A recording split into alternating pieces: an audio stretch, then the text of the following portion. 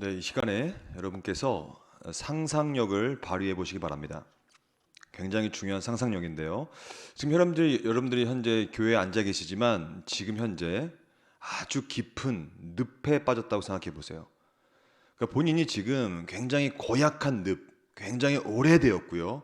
그래서 이 물이 끈적끈적해진 것이죠. 왜냐하면 토사물이 가득하고 거기에는 식물의 모든 부유물들이 가득해서 또한 많은 동물들의 사체들도 섞여 있기 때문에 그 늪은 깊고 굉장히 넓으며 오래되어서 고약한 냄새가 나는 그 늪에 빠진 거예요.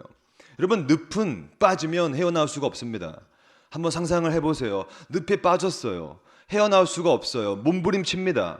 왜냐면 몸부림을 쳐야 본능적으로 나올 것 같으니까. 하지만 몸부림을 치면 칠수록 점점 빠져들어요. 그게 늪입니다. 점점점 빠져들어서 그 걸쭉한 늪의 물이 여러분들의 입술과 콜로 하나씩 들어가고 있습니다. 이제 곧 죽습니다. 이제 곧 늪에 빠져서 죽는 순간이 도래한 겁니다. 이때 늪에 빠져서 허우적대고 늪에 빠져서 곧 죽어가는 이때 여러분들은 무슨 생각을 하시겠습니까? 그렇게 목숨이 왔다 갔다 한 순간에 오늘 밤에 한 드라마 이거 최종화인데 이 내용이 뭘까? 이거 생각할 수 있을 것 같아요. 그렇게 목숨이 왔다 갔다 하는데 저기 영국 EPL 손흥민이 지금 부진하고 있는데 이번 경기는 골 넣어야 되는데 그거 생각을 할 수 있을까요? 그렇게 내 목숨이 왔다 갔다 하는데 가스레인지에 올렸던 그 김치찌개 그 지금 잘 끓고 있나? 이거 고민할 수 있을 것 같아요.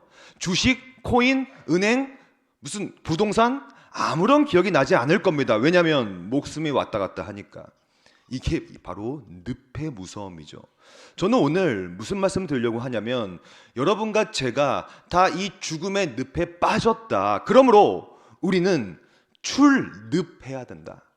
즉 오늘 우리의 성경과 본문과 제목은 출애굽입니다. 출애굽.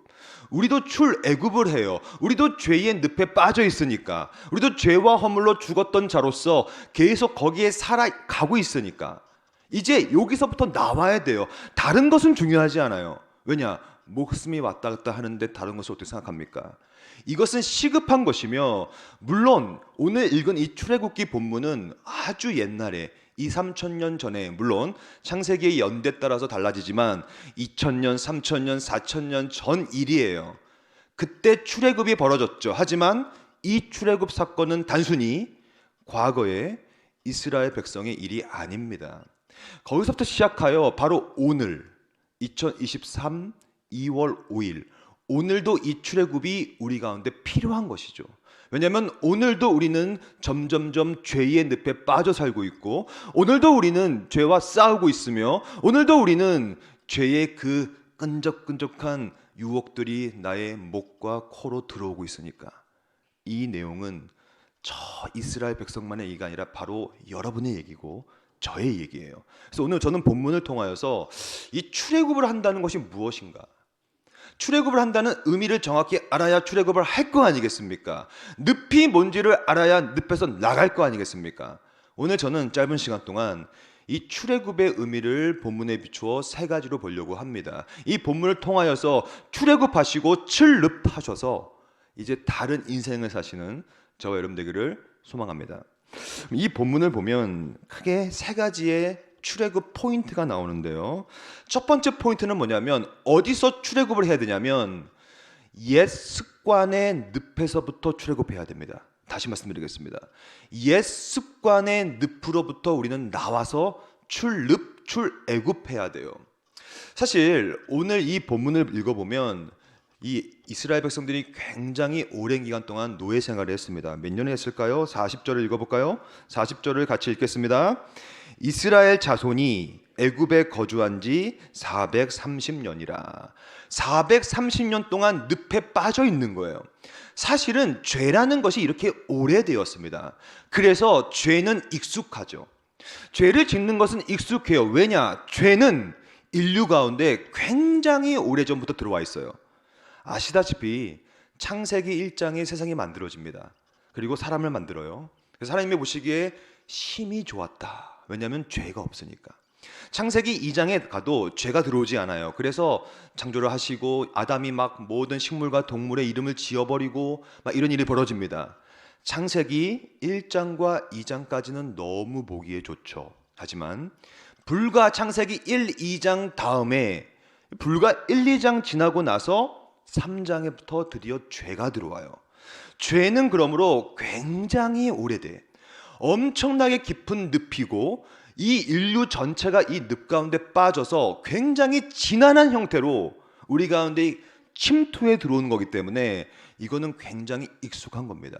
마치 이스라엘 백성들이 430년 동안 노예 생활을 한 것처럼.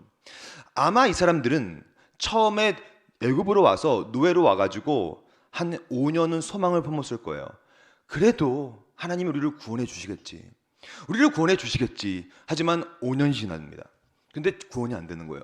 그래도 10년 안 되는 거예요. 50년 안 되는 거예요. 100년 안 되는 거예요. 다 무기력하죠. 이제 이거 우리 구원 되는 거야? 이 430년은요 굉장히 지난한 세월이에요. 우리나라도 일본의 지배를 받았죠. 몇 년 받았을까요? 36년. 36년은 짧으면 짧지만 길면 또 긴 세월이에요. 근데 이 36년 동안 일본의 지배를 받고 우리나라 안에 일본의 정신과 문화와 마인드가 굉장히 많이 침투해 들어왔어요. 그 대표적인 예가 언어거든요. 원래 문화학자들이 말하는 것은 언어 안에는 한 민족의 혼과 얼과 모든 개념들이 서려 있는 거거든요. 우리나라가 36년밖에 없었지만 식민지 지배를 받지 않았지만 우리나라에 얼마나 일본의 잔재가 많이 남았는지 몰라요. 증거를 보여드리겠습니다. 제가 지금부터 일본말을 좀 하겠습니다. 제 일본말을 잘하거든요. 하겠습니다. 노가다, 뿜빠이, 쇼부, 땡깡, 유도리, 가오, 단도리, 만땅, 기스, 쿠사리, 오뎅, 오야붕, 요지, 와라바시, 이빠이, 시다, 훅가시, 와사비. 일본말 잘하죠 제가? 이게 다 뭐예요? 이게 다 일본의 잔재들이에요. 불과 36년 정도의 노예 생활을 했지만 식민지 생활을 했지만 깊은 영향력, 언어의 영향, 정신의 영향 이런 것들이 들어와 있는 거거든요. 하지만 그것은 36년에 불과해요. 그럼에도 불구하고 많은 잔재가 남아 있는데 오늘 본문에 보니까 이스라엘 백성은 430년 몇 배입니까? 36 곱하기 12 하면 430이 나와요. 12년 12배 이상 12배 이상의 오랜 세월 동안 노예 생활을 했던 거예요. 그래서 아마 그들이 출애굽을 하고 나서 또 아침 일찍 일어났을 겁니다. 왜냐? 습관이 돼서 일어나서 또 밖에 나가서 지푸라기를 주워가지고 또 진흙을 이겨가지고 또 벽돌을 만드는 거예요. 그게 가능합니까? 그게 습관이에요. 오랫동안 죄 가운데 빠져 있었기 때문에 생각보다 출애굽을 했음에도 불구하고 계속 죄의 잔재들, 죄의 습관들, 옛 나의 관습들이 여전히 남아있는 거예요. 그게 얼마나 안타깝습니까? 여러분은 어떻습니까? 여러분들도 구원을 받았다면 하나님께서 출애굽을 해주셨다면 여러분들도 이제는 해방된 백성이에요. 근데 그럼에도 불구하고 여러분들의 삶은 어떻습니까? 우리 삶에는 여전히 죄의 잔재가 남아있지 않습니까? 죄의 습관이 남아있지 않습니까? 출애굽을 했음에도 불구하고 여전히 아침 일찍 일어나서 지푸라기를 줍고 채찍질을 맞기 싫어서 이미 채찍질을 때릴 사람이 없음에도 불구하고 또 죄의 자리로 벽돌을 구우러 가고 마치 노예처럼 그렇게 옛 습관을 버리지 못하는 우리의 인생, 그것이 바로 늪에 빠진 거예요. 여기서 자유삼 누가 있어요? 오늘도 우리는 죄를 짓습니다. 오늘도 죄가 너무 깊숙이 들어와 있기 때문에 죄는 굉장히 깊숙하게 오묘한 형태로 교묘한 형태로 파고 들어와 있습니다. 여러분, 사탄은 무시무시한 존재가 아니에요. 사탄은 가장 달콤한 존재입니다. 사탄은 무시무시하게 뿔을 달고 여러분한테 찾아오지 않아요. 사탄은 여러분들이 어디가 가장 약한지를 정확히 알고 있습니다. 그래서 가장 달콤한 형태로, 가장 아름다운 형태로, 가장 먹음직도 하고 보암직도 하게끔 찾아오는 게 사탄이에요. 그래서 옛 자아를 자꾸 부추기죠. 습관을 따라가라고 하죠. 그 옛 습관, 이것에서부터 출애굽하셔야 돼요. 그러면 우리는 이거 어떻게 할 수 있을까요? 이거는 싸움입니다. 이 싸움을 다른 말로 하면 의도적으로 한다고 그래요. 의도적. 따라해 봅시다. 의도적. 이 의도적인 것이 굉장히 중요한 거예요. 옛 습관을 벗어버릴 때 가장 필요한 자세가 의도적으로 내 현 상태를 깨닫는 거거든요. 의도적으로. 예를 들어 볼까요? 저는 자동차를 6번 바꿨어요. 제가 인생 가운데. 제 첫 차는 수동이었어요. 수동. 여러분 수동 아시죠? 이게 딱 이 기어를 넣고 왼발로는 클러치를 밟고 그다음에 클러치를 쫙 떼면서 엑셀을 밟고. 지금 공감이 전혀 안 되고 있는데 여러분 운전 안 해보셨습니까? 수동차? 수동차는 이렇게 클러치를 밟고 엑셀을 밟고 이렇게 하는 거거든요. 근데 제가 수동차를 오래 몰다가 다시 오토매틱이라고 하는 자동 이 변속기 차를 몰게 되었어요. 근데 몰다 보니까 나도 모르게 막 왼발로 막 밟는 거야, 막 클러치를.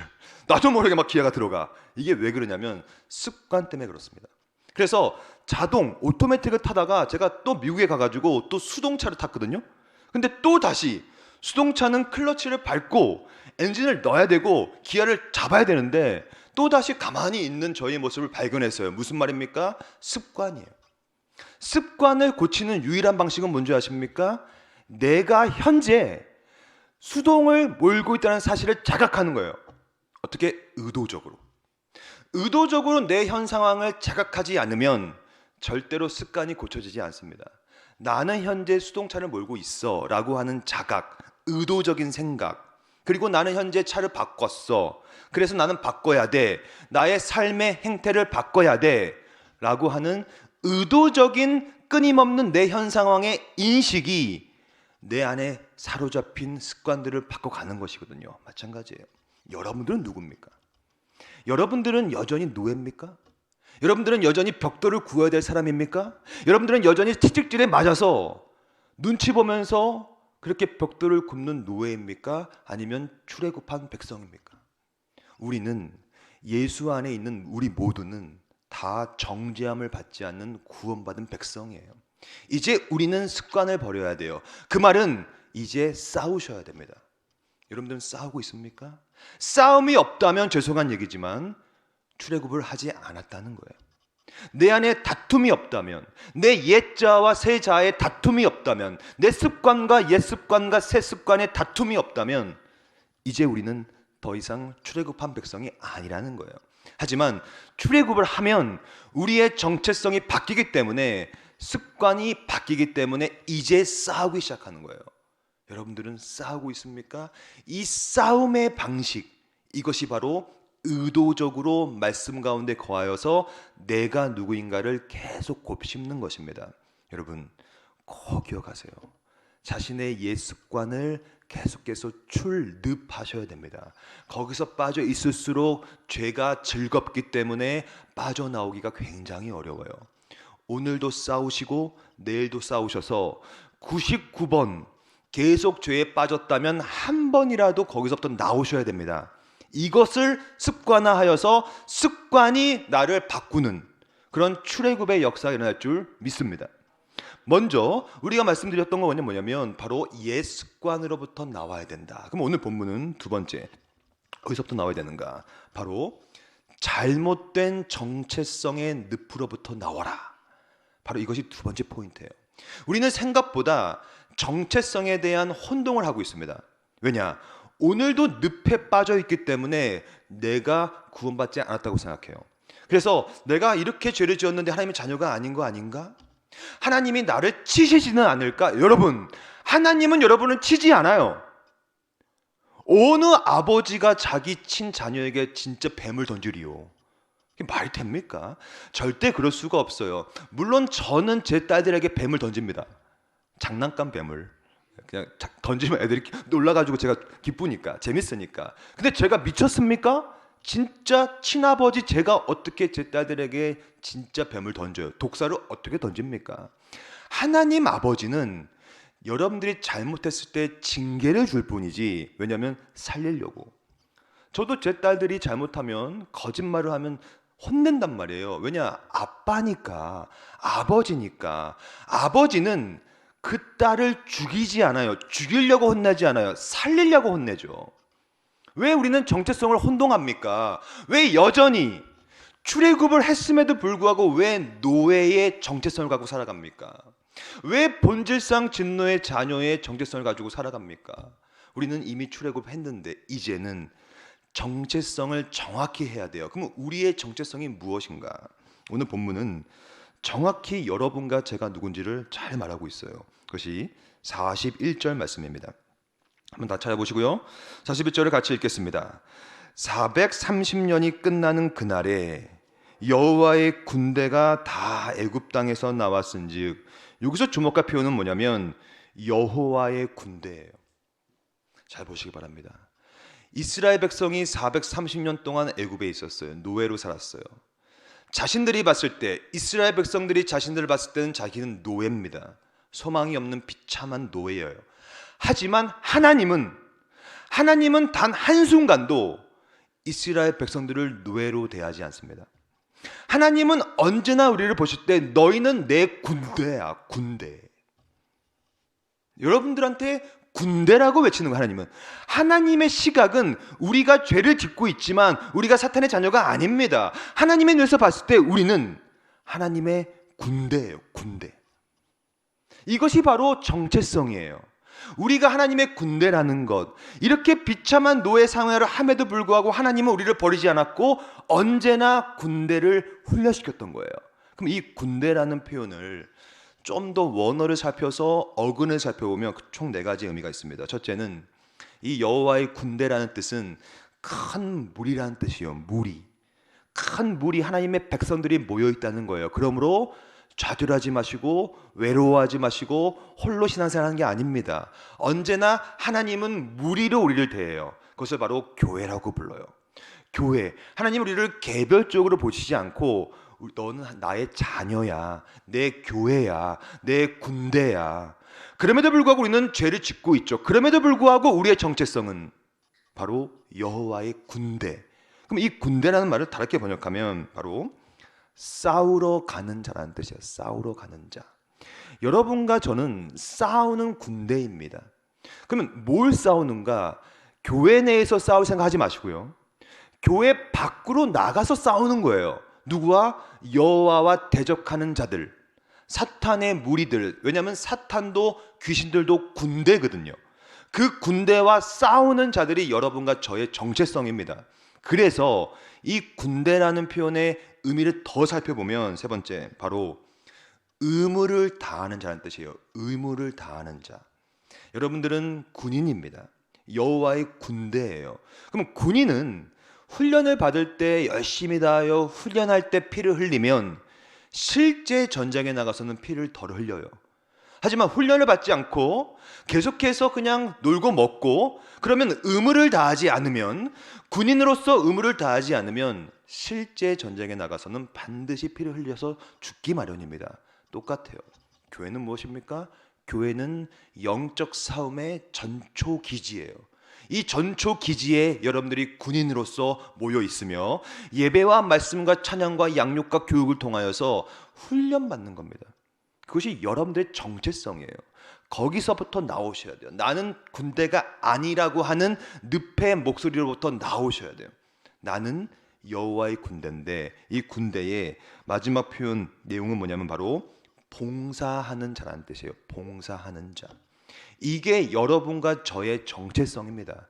우리는 여전히 죄를 짓고 있고 생각보다 우리는 괜찮은 삶을 살고 있지 않지만 하나님의 눈에서 봤을 때는 우리는 단 한 번도 군대가 아닌 적이 없어요. 언제나 우리를 군대로 보시고 하나님의 자녀의 무리로 봐주시고 교회로 봐주시기 때문에 이제 우리가 할 것은 주특기를 살려서 훌륭한 군인이 되는 것입니다. 여러분들은 왜 살아가십니까? 맨날 지기 위해서 살아갑니까? 지는 습관을 버려야 돼요, 여러분. 자꾸 지다 보면 이제는 승리에 대한 소망도 없습니다. 마치 이스라엘 백성처럼 100년이 지나도 구원이 안 돼, 200년이 지나도 구원이 안 돼. 그래서 그들의 생각에는 어떠한 정체성이 박혀 있냐면 어차피 내 아버지도 노예였어. 우리 할아버지도 노예였어. 할아버지의 할아버지의 할아버지도 노예였어. 430년이니까. 그래서 정체성이 박혀 있는 거예요. 우리는 노예다. 계속 거슬러 올라가면 430년까지 거슬러 올라가도 우리는 노예였어. 하지만 그것은 우리의 관점이죠. 우리의 관점은 늘 현 상황에 머물러 있습니다. 하지만 그렇게 과거에 계속 노예의 상황을 갖고 있었지만 하나님의 눈에서 봤을 때는 우리는 노예가 아니라 늘 하나님의 군대였던 것입니다. 이 정체성을 확립하셔야 돼요. 이 정체성이 바로 나의 정체성이고 나는 군인이기 때문에 이제 훈련을 해야 한다. 여러분, 군인들은요 다양한 사람들이 모입니다. 그리고 다양한 특기가 있고요, 주특기라는 게 있어요. 각자 자신의 일을 임무대로 하면 됩니다. 어떤 사람은 지휘관, 어떤 사람은 취사병, 어떤 사람은 운전병, 어떤 사람은 보병, 표병, 다양한 자신의 주특기를 갖고 있는 거예요. 그러므로 이것은 마치 교회의 지체됨과 똑같은 거예요. 교회는 몸의 지체와 똑같죠. 심장이 뇌한테, 뇌가 발가락한테, 발가락이 배꼽한테 너 왜 있어?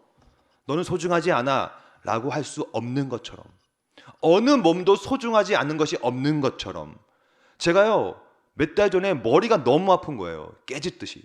왜 그런지 아세요? 그래서 머리를 한번 찍어봤어요. 근데 머리는 아무런 문제가 없어. 결국에는 머리가 아픈 이유가 제가 허리가 아팠던 거예요. 허리가 아프다 보니까 척추기 경직돼가지고 올라가서 목 인대가 경직되었고, 그래서 이게 두통이 났던 거예요. 무슨 말입니까? 몸은 이렇게 다 연결되어 있는 것입니다. 군대도 마찬가지예요. 너는 소중하지 않아, 넌 별거 아니야가 아니라 모두 다 자신의 달란트가 있고 모두 다 자신만의 부르심이 있으며 그들이 모여서 군대가 되어서 영적인 전투를 해나가는 것입니다. 그것이 바로 여러분이에요. 여러분들은 노예가 아닙니다. 여러분들이 만약에 출애굽을 했다면 여러분의 정체성은 하나님의 여호와의 군대다. 이제 우리가 할 것은 훈련받아야 합니다. 지금 훈련받지 않으면 나가면 피 흘릴 거예요. 지금 훈련 가운데 피를 흘리셔야 나가셔서 참된 승리를 거머쥐게 될 것입니다. 두 가지 말씀드렸어요. 첫째는 바로 옛자, 옛 습관의 늪으로부터 출애굽하라. 두 번째는 현재 잘못된 정체성으로부터 출애굽하라. 그럼 마지막으로는, 세 번째로는 어떤 얘기를 하고 있냐면 바로 절망으로부터, 절망의 늪에서부터 출애굽하라 라는 포인트가 오늘 본문에 잘 드러나 있습니다. 이 세 번째 포인트를 한번 보겠습니다. 이 세 번째 포인트는 크게 세 가지로 볼 건데요, 생각보다 이 본문을 살펴보면 되게 절망적이게 보여요. 예를 하나 들어볼까요? 바로 37절 말씀. 37절 말씀을 같이 한번 읽어볼까요? 하나, 둘, 셋. 이스라엘 자손이 람셋을 떠나서 숲곳에 이르니 유아외에 보행하는 장정이 60만 가량이요. 그러니까 60만 명이나 되는 대군이 지금 출애굽하고 있는데요. 근데요, 출애굽기 1장 5절을 제가 읽어보겠습니다. 이게 얼마나 미미한 사이즈로 시작됐는지를 잘 말하고 있어요. 제가 읽겠습니다. 출애굽기 1장 5절. 야곱의 허리에서 나온 사람이 모두 70이요. 요셉은 애굽에 있었더라. 무슨 말입니까? 출애굽하고 나서 처음에는 70명밖에 없었던 거예요. 굉장히 미미한 숫자죠. 70명밖에 없어서 이 70명이 아무것도 아닌 민족, 아무것도 아닌 민족이 애굽에 와서 노예 생활을 시작했던 거예요. 절망적이죠. 사람도 별로 없고 계속 노예 생활을 하게 되고, 하지만 그것은 우리의 생각이죠. 우리는 이 70명이 미미해 보입니다. 여러분들도 여러분들 인생 가운데 모든 것이 미미하게 보일 수 있어요. 별거 아니네, 이거 나 이래 갖고 내가 되겠어? 절망에 빠지셨어요. 여러분 절대 안 됩니다. 왜냐하면 이 70명이 430년 동안 하나님께서 열일을 하셔서 60만 명이라고 하는 대군을 만드신 거예요. 그러면 여러분 70명에서 60만 명이 되려면 몇 배가 돼야 되는 줄 아세요? 제가 계산을 해봤어요. 8571배. 즉 아주 작은 70명이 8571배의 부흥을 함을 통하여서 60만 명이라는 장정의 대군을 만드신, 이게 여호와 하나님이 일하시는 방식이에요. 그러므로 우리는 함부로 현재 닥친 여러분들의 상황에 일희일비해서는 절대 안 됩니다.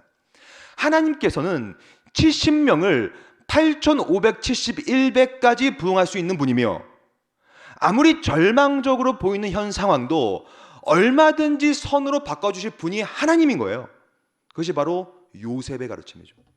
여러분 요셉만큼 힘든 삶을 산 사람은 없어요.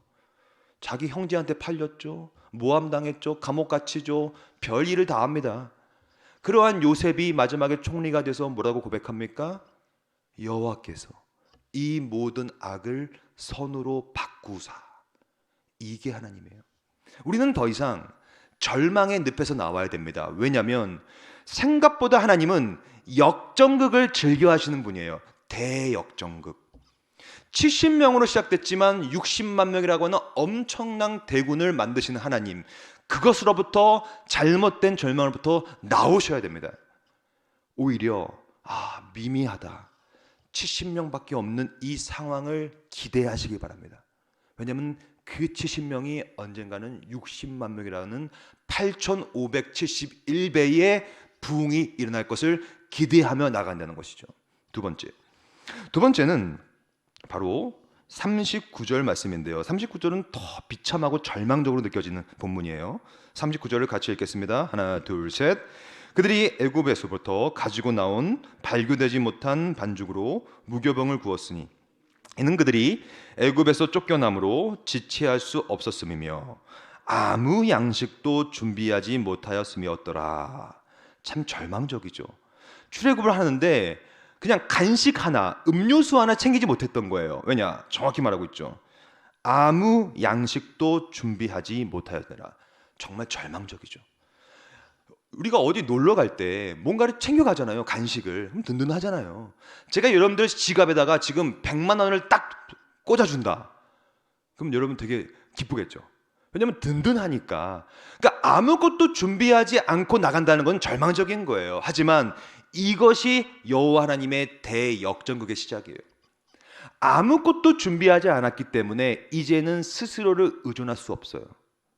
아무것도 나에게 없기 때문에 이제는 하나님으로부터 뭔가를 도움을 구할 수밖에 없었던 것이죠. 아무 양식도 준비하지 않았기 때문에 이제 하나님이 역사하십니다. 어떻게? 구름 기둥으로, 불 기둥으로. 아무것도 준비하지 않았기 때문에 하나님께서 역사하십니다. 만나로, 메추라기로. 아무것도 준비하지 않았기 때문에 역사하십니다. 물을 막 만들어 주시네, 광야에서. 이게 여호와의 일하심이에요. 그러므로 아무것도 준비되지 않은 그 현재의 절망적인 상황을 기대하시기 바랍니다. 왜냐? 그때가 여러분들의 인생 가운데, 직장과 사업과 모든 공부 가운데 불기둥과 구름기둥이 미치게 될 포인트가 되는 거예요. 아무것도 없을 때 내가 나갔기 때문에 그때 만나가 임하는 것이고, 아무것도 없이 절망적인 상황이 있었기 때문에 나는 소망이 없다, 나는 아무런 힘이 없구나. 그때 하나님을 믿어서 만나와 메추라기의 복을 받게 되는 것입니다. 아무것도 없는 이 순간, 절망적인 순간을 기대하십시오. 일희일비하지 마세요. 하나님은 어떻게 역사하실지 모르는 분이에요. 그것이 바로 출애굽의 역사예요. 아무것도 없는데 그들은 광야에서 잘 먹고 잘 살았습니다. 그것이 바로 하나님께서 절망을 소망으로 바꿔주시는 굉장히 중요한 포인트죠. 마지막 볼까요? 마지막은 더 큰 절망처럼 보입니다. 그것이 바로 42절 말씀이에요.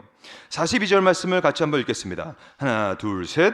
이 밤은 애굽 땅에서 인도하여 내심으로 말미암아 여호와 앞에 지킬 것이니 이는 여호와의 밤이라. 이스라엘 자손이 다 대대로 지킬 것이라. 이 본문에서 주목할 표현은 바로 밤이에요. 밤. 출애굽은 밤에 되었는데요, 밤이라는 것은 컴컴하죠. 불투명하죠. 잘 안 보이죠. 그것이 밤이에요. 그래서 우리 인생 가운데 밤이 찾아올 때가 있습니다. 어둡고 컴컴하고, 내가 이렇게 신앙생활 열심히 했는데 왜 자꾸 사업이 엎어지고, 왜 탈락하고, 왜 합격되지 않고, 많은 청년들이 여기 있는데요, 왜 나는 남친 여친 연애가 안 되고 결혼도 어떻게 하고 이직 취직 어떻게 할 것이냐. 왜 밤이 옵니까? 여러분, 밤이 올 때는 이제 기대하셔야 돼요. 왜냐하면 이 본문에서 뭐라고 말하고 있냐면 아주 모순되는 말을 하나 쓰고 있어요. 그것이 바로 여호와의 밤이란 표현이에요. 여호와는 빛이세요. 이분은 생명이세요. 이분은 어두움이 전혀 없느니라. 근데 여호와의 밤. 여러분, 지금은요 주간이에요. 지금 이 빛이 있어요. 조명이 있어요. 그래서 조명이 가득하면요 빛의 소중함을 발견 못합니다. 하지만 밤이 되면, 어두워지면, 내 삶에 불투명함이 가득한 밤중에 내가 들어가면 이제 뭐가 간절히 필요하냐면 빛이 필요한 거예요. 빛. 바로 절망처럼 보이죠. 밤이에요. 절망이죠. 어두컴컴합니다. 그때 빛이 우리에게 찬란하게 빛을 주게 되는 거예요. 그것이 바로 여호와의 밤이에요. 여호와의 밤이 반드시 여러분들한테 옵니다. 우리의 삶은 불확실하기 때문에, 불투명하기 때문에, 어떻게 될지 모르기 때문에, 하지만 이때 바로 불투명할 때 빛을 찾으면 하나님께서 그 빛으로 찾아오셔서, 그것이 바로 요한복음 1장의 가르침이에요. 태초에 말씀과 함께 하나님이 계셨는데 그 말씀이 빛이요 영생이신 그리스도예요. 우리가 정말로 어두운 상태, 늪에 빠져서 허우적될 때 이제 우리한테 필요한 것은 빛이라는 사실을 고백하시기 바랍니다. 그 빛을 고백하면 빛 대신 주님이 오셔서 바로 여호와의 밤으로, 그래서 출애굽의 역사, 참된 빛으로 우리를 이끌어주는 역사가 일어날 것입니다. 여호와는 언제나 이렇게 절망에서 희망으로, 약할 때 강함 대신, 한 알의 밀알이 땅에 떨어져 죽으면 열매가 나는, 그리스도도 비하, 죽고 부활하시는, 이게 하나님이 하시는 대역전극입니다. 이 일은 오늘도 2023년 2월 5일을 살고 있는 여러분에게도 미쳐야 됩니다. 여러분들도 이미 죄의 늪 가운데 빠져 있기 때문에 이 놀라운 대역전극이 우리 가운데 가득할 수 있도록 여러분들의 소망을 품고 나가시길 간절히 축원드립니다. 말씀을 정리하겠습니다. 오늘 말씀은 아주 옛날에 쓰여진 말씀이에요. 그리고 우리나라 얘기도 아니에요. 이스라엘이라는 나라의 역사 속에서 일어났던 일을 함께 보고 있습니다. 하지만 이 일은 과거에 머물지 않아요. 죽은 화석과도 같은 문자로 구약 출애굽기에 그냥 적혀서 끝나는 것이 아니에요. 오늘 이 본문은 바로 우리 오늘을 살고 있는 우리에게 미쳐서 여전히 구원받았음에도 불구하고, 그럼에도 불구하고 죄악의 습관 가운데, 늪 가운데 빠져서 허우적대고 있는 우리에게 필요한 말씀이며, 여전히 여호와의 군대라고 칭함을 받았음에도 불구하고, 의롭다고 칭함을 받았음에도 불구하고 계속해서 그런 여호와의 군대처럼 살아가지 못하는 우리에게 경종을 울리는 말씀이며, 오늘도 절망 가운데 살아가고 있는 우리에게 절망하지 마라. 70명으로 시작하여 8,517배의 부흥을 이뤘다. 절망하지 마라. 아무 양식도 없이 출애굽했지만 모든 것을 다 채워주셨다. 절망하지 마라. 너의 삶은 밤이냐, 컴컴하냐, 불확실하냐, 의심하지 말라. 왜냐하면 여호와의 밤이 드디어 올 포인트니까. 절망이 깊으면 깊을수록, 죄가 깊으면 깊을수록 은혜는 더 크게 임하는 것입니다. 어두우면 어두울수록 빛은 더 강하게 비추는 거예요. 기대하시기 바랍니다. 그러면 출애굽하심을 통하여 기대하실 때, 마지막으로 오늘 설교 제목은 출애굽하라예요. 하지만 출애굽하라 전에 있어야 될 것이 하나 있어요. 뭐냐면 출애굽은 내가 하는 것이 아니라 출애굽되는 거예요. 출애굽이 되면, 즉 구원을 받으면, 즉 늪에서부터 건짐을 당하면 이제 오늘 설교 제목처럼 살아가셔야 돼요. 이제 여러분들이 출애굽하셔야 돼요. 여러분들이 죄와 싸워야 돼요. 죄의 습관을 끊어내야 돼요. 정체성을 다시 새롭게 해야 돼요. 절망을 소망으로 바꾸는 출입을 하셔야 돼요. 그것은 여호와께서 출애굽되게 해주셨으니 이제 여러분들이 역할과 책임을 다하여 이제 여러분들이 적극적으로, 능동적으로 출애굽을 하는 그런 놀라운 역사가 사랑하는 우리 삼성교회의 교인들과 가정 가운데 가득하길 소망합니다. 기도하겠습니다.